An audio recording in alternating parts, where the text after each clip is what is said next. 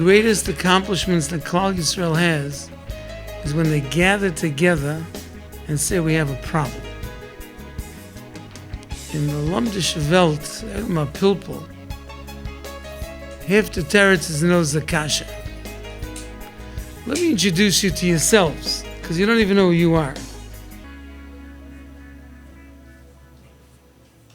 Avram Avinu was visited by 3 malachim.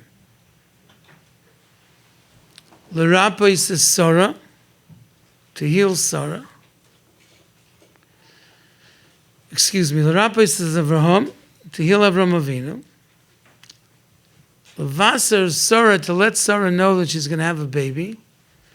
And Gavriel, to destroy Stam V'Amora.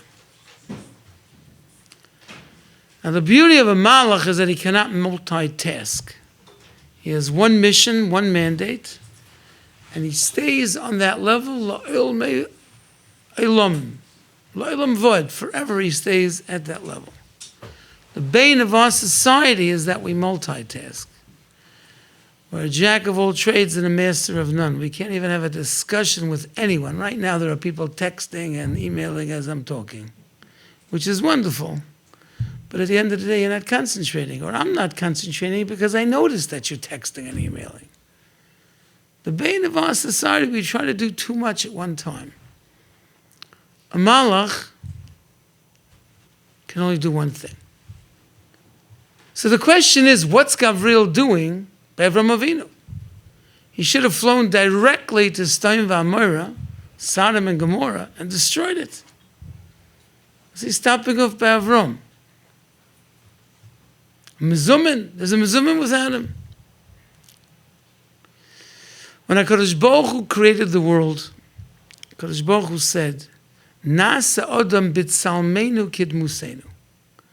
Let us create man in our image. It's a great way to start a business, a family. You consult with people. You bring them into the process. Nasa Adam b'tzalmeinu kidmusenu. Let's create man in our image. And the first group of malachim said, what we say Yom Neroim, Mo'enoish kisiskereno v'odam kisifkedeno, the frailty of the human condition. They're going to cheat, they're going to steal, they're going to be jealous. They're going to do the wrong thing. Don't bother creating them. Kadosh Baruch Hu's response, according to the Medrash, he incinerated them. The second group, the same response, Hashem incinerated them as well. The third group, they remained silent. What happened to them, Chazal talk about. But every single day, the Malachi Chavola, the angels of destruction, come up with a tote sheet and tell the Rabbeinu Shalom, look how many wars and skirmishes since 1945, no less than 30 wars any day. The mayhem, the suicide, homicide bombings, the pillaging, the debauchery, the immorality, destroy the world every day. If Malach Gavriel would have gone straight to Sodom V'Amora, Sodom and Gomorrah, the movie, he would have come back to the Rebbeinu and said, the whole world is this way. Destroy the whole world. So HaKadosh Baruch Hu says, I'm going to give you a ktovet. Take down this address of a yid by the name of Avram in Choron. Zevas Kenvelm for a mensch. See what a person can accomplish in his lifetime. Nefesh Osav B'Choron, the hundreds of thousands of people that came under Tachas Kanfei HaShechina by his influence and the influence of Sari Menu. The open house, the chesed without bars, without limitations, the unconditional love. Now tell me about the rest of the world. I guarantee you right now, Lacha Chavola coming up at the end of the day. It's almost 7 o'clock. This is Erev Yom Kippur. And they're saying, Rebbeinu Shalom, look what's going on in this world. Destroy the world. There's no tachlis. Because Baruch says, take down an address, take down a ktovet. It's on Schenectady Avenue. Look at a group of parents that want to do the Ritzayin Hashem. Yeah, you can give yourselves an applause. That Pashit Geret, a yearning and searching and pining to realize the mission statement in life, to raise Deiris Yishar Meverachim, good kids, healthy kids, real kids. Now tell me about the rest of the world. So you have to know who you are. Everybody has challenges in life. Some have challenges with infertility. Sometimes a girl is 36 and she doesn't have a shidduch yet, or a boy. Sometimes you have a kid that zigs instead of zags. The first thing to do is fight on the Welt. Forget about everyone else. There's only one world, your kid, your life, and your future. And you consult Arts Torah and you find out the Ritzayin Hashem and you implement it unhesitatingly, and you don't care about what anybody else says because they don't understand what you're going through. And they don't have to understand. And that's not their job. And siblings have to be supportive of parents that are trying to save their children's lives, keeping them alive another day. In his life, there's hope. First, you keep them alive. Then, God willing, they marry Jewish. Then they'll be Shem Shabbos. Then they'll open a Gemara. But the first thing is to keep them alive. And you know this in your heart of hearts. And you have tremendous success. Baruch Hashem, your children are alive. The Elamite Welt versteht nicht. The Baba doesn't understand was momentan. That's not your job. The Navi Yeshaya says, we say this before we learn Pirkei Avos, Kol Yisrael Yeshem Chilek L'Mabo, Shenemar, V'amech Kulom Tzadikim, La'olam Yushu Oretz, Neitzematoy Masiyod Eliyaspor. The nation in its totality are all tzaddikim. They'll inherit the land. Neitzematoy. What does Neitzematoy mean? A branch of my planting. Which simply means this is not our place. Not New York, not Minneapolis, not Milwaukee, not California, not Yerushalayim. We don't belong here. We come from a different world for 120 years, and then we go back to that world. Neitzer Matoy. And if we live our lives with that recognition, Masa Yodeh Li'Yispor, Hashem takes pride in his handiwork. This is virtual reality, this world. It's a kaviyachol, so to speak, world. We're building a lomais by keeping our kids alive. We don't see those worlds in this world and the next. But that's what a Jew is all about. You'd explain to your non-Jewish associate at work that your husband just spent $300 for a lemon. Go to the now defunct Woolbaum's, 3 for $1. 300, really, Stanley? 300 for a lemon? Your kid came back with briska matzahs. 3 for $200 today. They're so burnt. It's like take a blowtorch to get any vestige of chametz out of it. You paid $200 for 3 crackers. You spent $1,000 for cleaning help to get an elusive enemy, public enemy number 1, a cracker, a tam-tam. Are you nuts? We don't have to define ourselves. We come from a different world. And when we live that way, that's when the Rebbeinu Shem takes pride. You're rewriting history. Like Avi said, no one ever had these challenges. Ramatas Yoga, the Goyen said years ago, he doesn't know if he grew up with the internet, if he'd be Shem Shabbos today. That's what he said. He doesn't know how kids facing this yonis today. And blame it on everything. It's Pashit Amachla. Nobody knows. You know, I was here with Rav Olson, Rav Elia Brudny several years ago to a packed house. And we just sat there dumbfounded with nothing to say. Because you people are totally incredible. You think you're getting inspiration, you're giving us inspiration. You're giving Klal Yisrael inspiration. Never give up attitude. It's my child. I brought him in the world.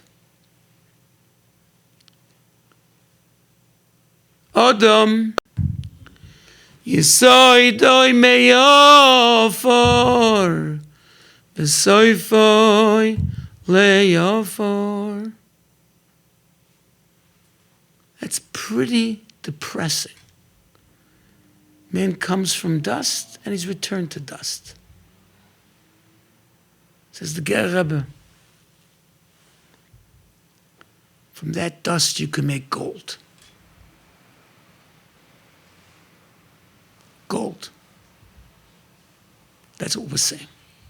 We come from dirt, we'll end up as dirt, but our lives are going to be golden. We're going to create gold. We're going to find gold in them thar hills. And we all know. Then they had the gold rush and everybody went to make an instant dollar. They had to mine thousands and thousands of tons of ore just to get a nugget of gold. Get your kid to smile. Get your kid to say thank you. Get your kid to say, I'm happy I'm alive. That's unbelievable. That's a shaykh. There are two reasons why people get angry. They unload. They blow up. Number one reason, they're in pain. Number two, they're irrational. You're going to talk to an irrational person, irrational thoughts. There's a fellow traveled overseas, spent 6 months collecting door to door a tremendous amount of money to pay off his debts, to marry off his daughters and sons, to live a life.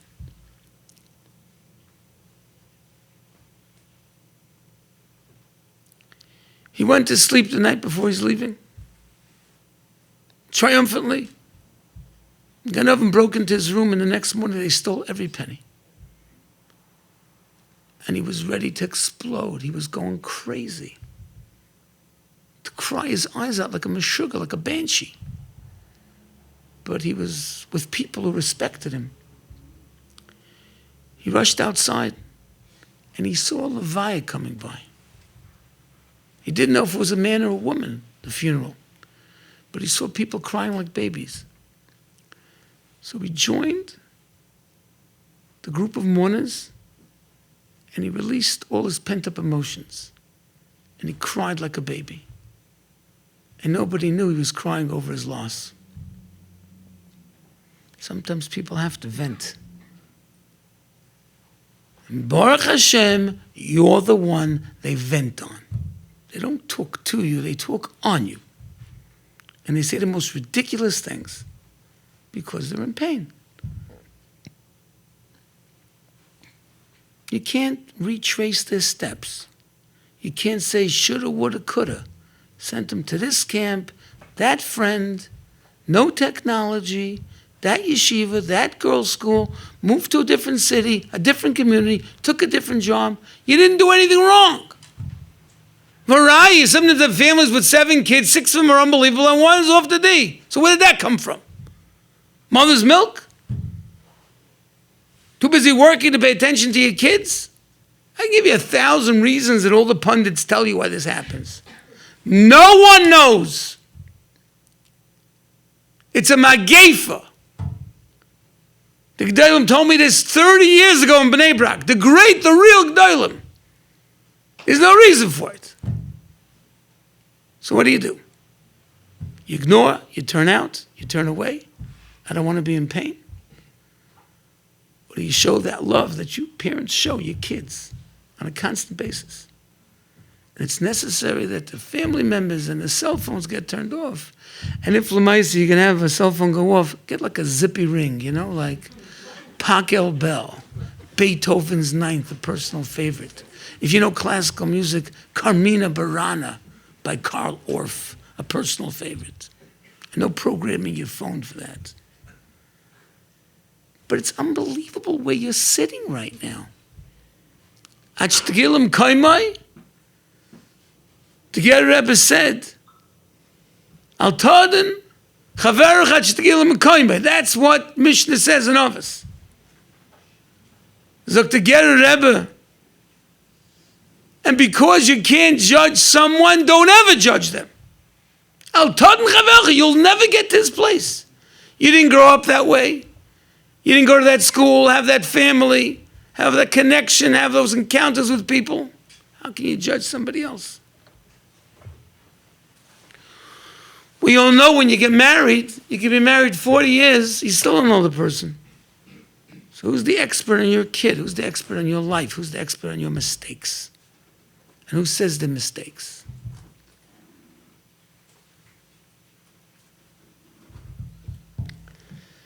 The Honorable President Joseph Biden, why are you laughing?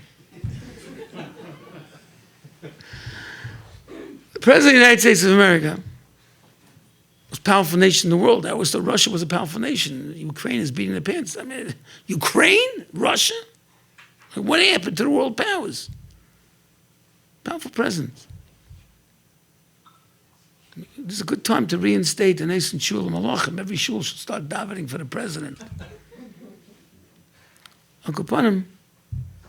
So, Joseph Biden arrived at probably the most majestic ceremony, pomp, and circumstance of the century. The funeral of Queen Elizabeth. Took 2 weeks to bury the lady. And now finally, it's majestic.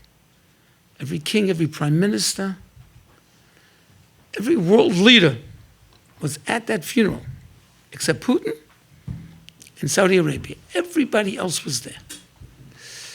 And when Joe Biden came, the president of the United States, the most powerful country in the world, he was ushered to his seat in the 13th row, behind the president of Poland, another world power. He never did anything to the Jews. Hitler Yibach Shemai said, it's the big lie. You say it enough times, people will believe it. Do they really think we don't know the concentration camps were in Poland and all that they did to us in their mother's milk? No, they didn't. The Ukrainians did nothing to us. There was a lady, a non-Jewish lady, who was being interviewed after a missile hit a building in Ukraine, in Kiev, and it obliterated the building. She remembers that in that apartment building, as a kid, she remembers they took Jewish children into the basement and tortured them to death. That building, Yesh Din v'Yesh Dayan. Nobody did anything to the Jews. Bogdan Khmelnytsky is a hero. Yamach Shemai v'Zichrei. All the pogroms, Golnish, everything's fantastic. Let's sanitize history. So he's sitting behind the Prime Minister of Poland. What happened? Are they still angry at us, England, that we won the war? We won the Revolutionary War, they had the colonies anymore? Why would they put the President of the United States in the 13th row? The reason is he came late. He came late in protocol. Once the ceremony starts, he's got to get the first available seat. Why did he come late? Because they told all those participating, we will have coach buses for you. No one should make his way to the funeral on their own. Security concerns, traffic concerns. But President Biden insisted on taking the Beast. It's a 10-ton vehicle. It's impregnable. It's like a little fortress. It can withstand machine gun fire, automatic weapons, a missile. But it's a great sechef to the Beast. It's huge. Gets stuck in traffic. By the time he arrived, he was so late, he sat in the 13th row. What's the lesson? I don't know, Chas V'Shalom call him Sleepy Joe. President Biden, get on the bus with everybody else. If he had been on the bus, he'd have covered malachim in the front row. Ladies and gentlemen, Rabbi said, Rabbi Tzanai said, you're on the bus, you're here together. It's a Beferish Gemara in Rosh Hashanah. And Daf Yud Ches Amid Aleph. The Gemara talks about the Mishnah. B'chulin Yarvan in front of Kivnei Morain. The Gemara says, what is B'nei Morain? They all pass before Hashem, Kivnei Morain. The first man, the Yama says, Kivnei Imron are like sheep going through the aperture by Maisa Behema. Every 10th stroked with a red paint.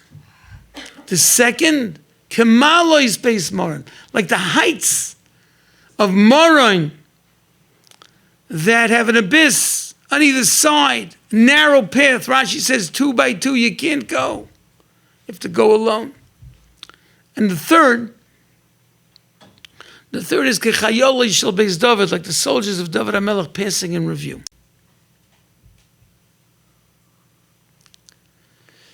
So the guy Reb Chaim Dov Keller, Rosh Hashiva of Chicago, tells Zatzal, it's not a machlokes, it's three different people. First person comes to shul on Yom Kippur. Sifrei Chaim Amesim Psuchim Lefanav, life and death is on the line. And he's clueless. He doesn't know which way to hold the machzah. He's like the sheep going through the aperture. He doesn't know what's on the other side. Did any of you think a year ago, 50 years ago, we'd be sitting here together? Anybody dream?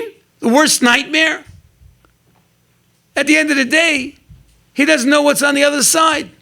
Is he going to be fleeced and all his wool shorn, all his possessions taken? Is he going to be turned into lamb chops, shechted? Or is he going to live to frolic another year? That's the first individual. Comes to shul, doesn't realize his whole future is on the line. And by the way, the Gemara Rosh Hashanah Yud Zayin says to Zayin Mebeis, Kol shana sherosha b'tchilosa mesasheres b'soifa. Any year that begins with poverty ends in wealth. So does that mean we're supposed to be mafkir on the chosim? Give away your house, your car, your family, give it all away so you have nothing? Rashi is bothered by this, and Rashi says, She Yisrael oisen atzman Russian. You don't have to be penniless. Just make believe you're penniless. Oh, that makes sense. I got it now. I have everything I want. I make believe I have nothing. Nobody supplicates Hashem like a pauper. It's like the Goyim of Toli Trop. Zatzal. The Goyim says, only Klal Yisrael knows everything's on the line. People come Rosh Hashanah and they say, okay, I got a wife, I got a husband, I got kids, I got a house, I got a job, I got my health, I got summer, I got vacation, I got clothing. Now I need more stuff. An addition, another vehicle, late model. Klal Yisrael knows we come with zero. Everything is on the line. So the first person is clueless. Second person, he understands the gravity of the day. He's terrified, but he goes it alone. He can't think of anyone else. I got to daven for myself. If I, for a moment, am sidetracked, I'll fall off into the abyss. The third is the ultimate. Like the soldiers of David HaMelech passing in review. You want to go to war, you can't rent a Kfir jet or a Merkava tank. You have to have a militia, you have to have a platoon, a battalion, you have to have 10,000 soldiers, 100,000 soldiers. They protect each other, the flank, the right and the left. That's what Yom Kippur is all about. You go in like the soldiers of David HaMelech, passing in review. We'll say this, but it's on the Taikev Kivnei Morain. Yarvan the fun of Kivnei Morain.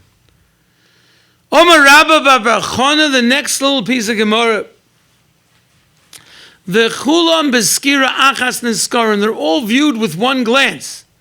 Hashem judges us all together as one, as a tzibur. Hagoyin Revel Lapian says that's a tremendous defense mechanism. If, let's say, one of us is lacking, and it's time to go home to Shamayim after 120 years, and all of a sudden they start protesting, he's got a wife, he's got a husband, she's got a husband, family, friends, a koil they support, a koil they learn in, a shul they belong to, a group they get together to mechazik each other. This person passes away, it's going to affect 300 people, 500 people, 1,000 people. Doesn't happen. V'chul niskarim, b'skira achas, were viewed with one glance, a tremendous protection. And even in Avodas Hashem, let's say you're davening Shmoneh Esrei, the Amida. Let's say I'm outstanding in Ata Chaynin, but I'm fashlof when it comes to Baruch Aleinu. You're great in Baruch Aleinu, but not in Shmak Aleinu. Somebody else is outstanding in Shmak Aleinu. You put together the entire tefillah of that tzibur, you have a perfect Shmoneh Esrei. That's life. We complement each other. When you get together as a chabura, as an ulam, that cares and therefore shares, you're invincible. Elamai, you don't see instant results. That's the problem with our generation. On that note, Baruch atah Adonai Eloheinu melech haolam, shehakol niyeh b'torah. For all I know, that's a 2-minute warning. I don't know. Those that know football. Where was I before I interrupted myself with the Koshako? What was I just saying? The problem with this generation. Oh, instant. Everything is instant. Instant relationships, instant popcorn, instant soup. If it doesn't happen instantly, I regret getting involved. See somebody in the street, ask them how you doing. If the answer is Baruch Hashem, everything's great, that's not the answer. They tell you, well, I had a flat tire yesterday, I had to go to this, I check. You had a 20-minute spiel, you wish you never asked them the question. You wish you never woke up that morning. Because you can't solve that problem. I had a friend of mine in Cleveland many, many years ago. He was in debt over $700,000. What am I give him, $50? But I talked to him, I listened to him, empathized. Takes away the pain. There's so much that one can do for another. You ask the question. Ask the question, even though you know you're going to get an answer to take a little while. Moshe was an expert at this. He's the busiest man in the world. Kulei Torah, Kulei Amakovet. And Moshe Zatzal was hurrying to a meeting, and a fellow starts asking him questions and mices, and he's listening to him, and he's being mechazik the fellow. Then he gave him $1, and he told his Malaveh, the one who was accompanying him, here that stuck was the 20 minutes to talk to the man. It's unbelievable mice with Moshe. I just heard today from my girl Moshe Schmelzer, Shiva in Tel Chicago, told me the mice Mamash as I was pulling up, driving up. It's unbelievable mice. I don't know, about 35, 40 years ago, a couple asked the Shaila about Rav Bick, the great renowned Pesach of Moshe Bick, Chassidish couple in Borough Park. Nebuch, she had ALS, Rahman al-Islam, and she became pregnant. And the doctor said, if you don't abort the baby, you're going to die, the baby's going to die, nothing's going to work.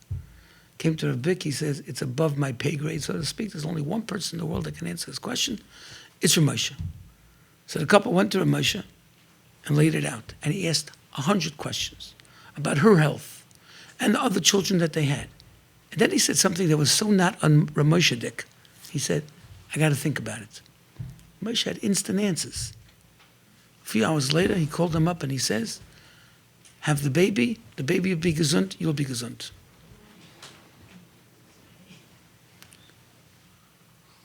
She had the baby, a healthy baby. And a year later, Rav Moshe called the mother and said, how's your son doing? It was his birthday. Rav Moshe Gehalt Cup. On his mind for a whole year was this baby. And the one over told her the story to her uncle Ben. He said, you can believe the story because that baby was my brother. So the brother was alive and well, married, and Rav Moshe. But it wasn't just the psak. It was the phone call. Happy birthday to your son. It's a year since he was born. Do we halt comp? Maybe that's the biggest challenge. To realize that other people in the world, then they all have challenges and they all have... Sometimes the best thing to get together, you just get together. It's not like a kvetching session. It's a chizuk session. Chavetz Chaim Zatzal said, people come into a cavernous room with all their peklach, like a knapsack, all their issues. They'd unravel the knapsack in front of the people next to them. They'd glance to the right and the left. They'd grab their own and they would run. Because each person could deal with their own nisyanis. And I have no clue how you're smiling or laughing or living. I have no idea. I have no idea. I don't have a clue. But you know what?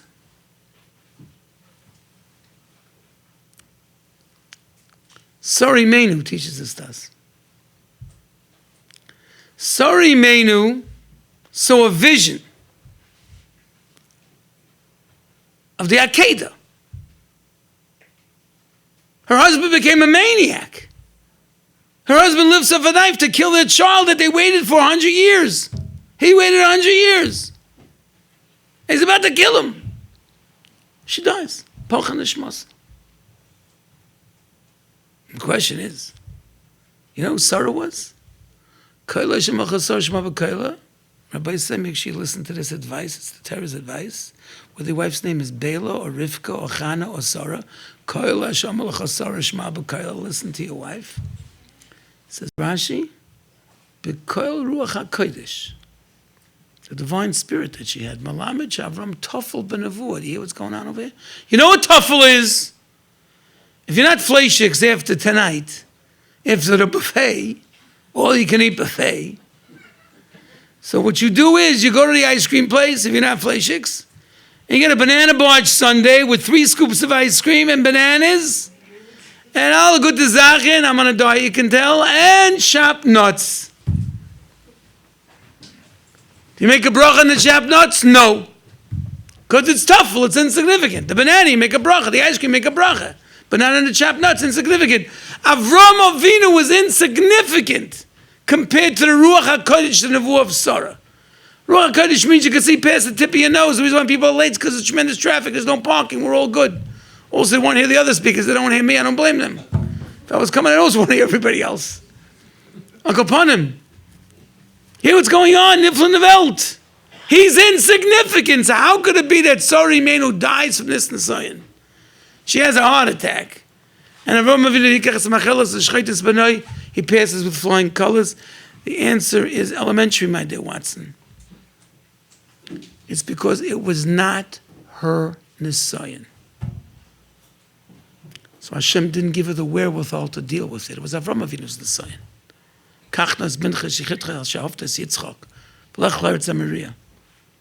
So she had to pass away. That's how she died. It wasn't her Nisayan. When you have a Nisayan, Hashem gives you the wherewithal to deal with it. You know, as a Rav, I can tell you, somebody once was talking to me about the Rabbanis. What's the toughest part of the Rabbanis? Not to have a broken heart. You hear the tsaras that you didn't have, it takes a shtick out of you. Think Rebbe Brudney has it easy, Rabbi Sol Reisman has it easy, Rabbi Gershon has it easy, all the Gedolim, all the Rabbanim, all the Rabbeim. It's easy. Yes, why do you listen to the tsaras of someone and you feel like crying your eyes out? But you got to be strong and give chizuk, okay? It's not easy. But one thing I can tell you is when people come to us with their tsaras, we are nishtoimim, we go out of our minds, we don't have the living with it. Because it's not our Nisayan. So we don't have a clue. So any guru that tells you, do this, do that, it's all fantastic. If they never his own Nisayan, it's very nice. Avi is a goyen. He's a goyen.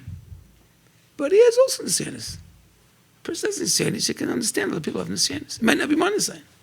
I'm telling you, this world, everybody has Nisayanis. Rabbi can tell you for 33 years. Yeah, 33, almost 34. I could tell you, men should have such Nisayanis. I've got a Talmud of mine who wandered into Hillel, University of Minnesota campus, where some ness, they invited me and put me on their program to give a Chumash class every Thursday night. It's actually 3 or 4 o'clock, depending on when Mincha was. Don't ask. This Hillel is like very frum. The associate director is a rabbi, Rabbi Sharon, whatever. And I don't need to go any further. And they asked me a question, I kid you not, they had the Immaculate Conception, we're having a baby boy. What are they going to say? Yismach Oviv b'Yitzchak Halot, there's no Oviv. I said, they're going to Shaila. I can't make this stuff up. Unfortunately, we already don't have to make it up anymore. Look upon him. So boy, handsome boy, he wanders in. His name is Craig Ansir.